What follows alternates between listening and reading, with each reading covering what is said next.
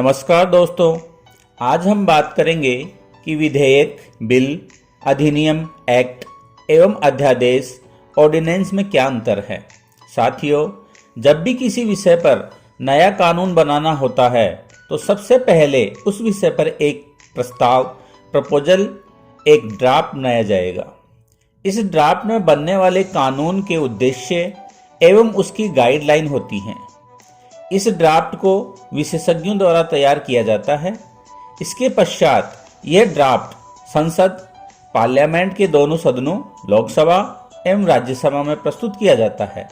जब यह draft parliament में प्रस्तुत किया जाता है तो इसे विधेयक, बिल कहा जाता है।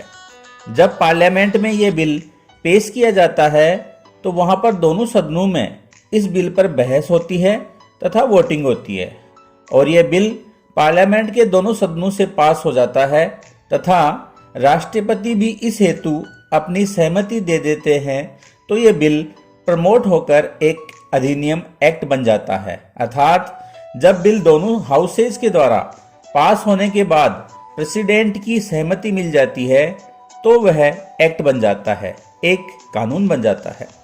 कानून के रूप में एक्ट ही लागू होता है, बिल नहीं।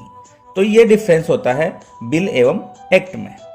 अध्यादेश, ऑर्डिनेंस की बात करने से पहले हम ये समझते हैं कि हमारी संसद कैसे काम करती है।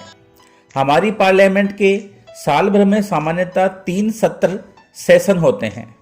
पहला बजट सेशन, दूसरा मॉनसून सेशन एवं तीसरा विंटर सेशन।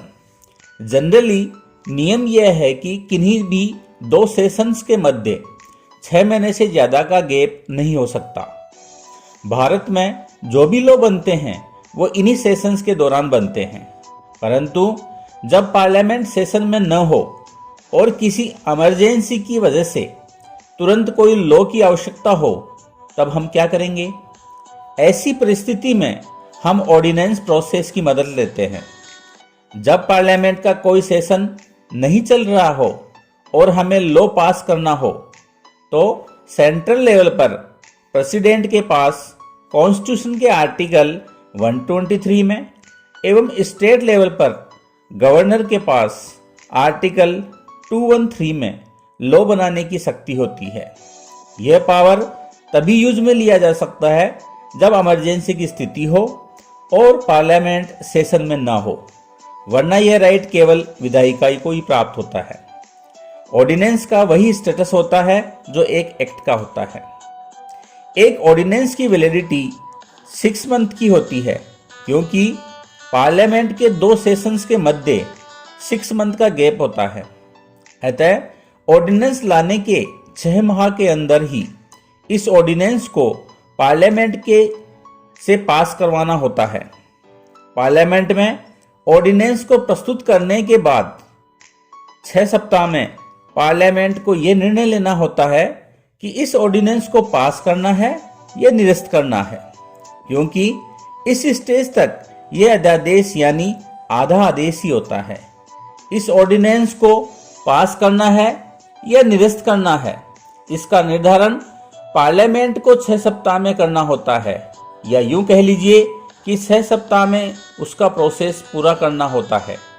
अगर पार्लियामेंट के द्वारा इस ऑर्डिनेंस को पास कर दिया जाता है तो यह एक्ट बन जाता है और एक्ट की तरह लागू हो जाता है, परंतु 6 सप्ताह के अंदर पार्लियामेंट इसे पास नहीं करती है तो यह स्वतः ही निरस्त हो जाएगा।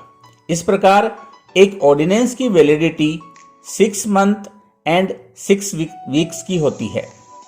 तो यह था बिल, एक्ट एंड ऑर्डिनेंस में मुख्य अंतर। ऐसे ही और इम्पोर्टेंट वीडियोस देखने के लिए इंडिग्लो पाठशाला के चैनल को विजिट करते रहिए। धन्यवाद।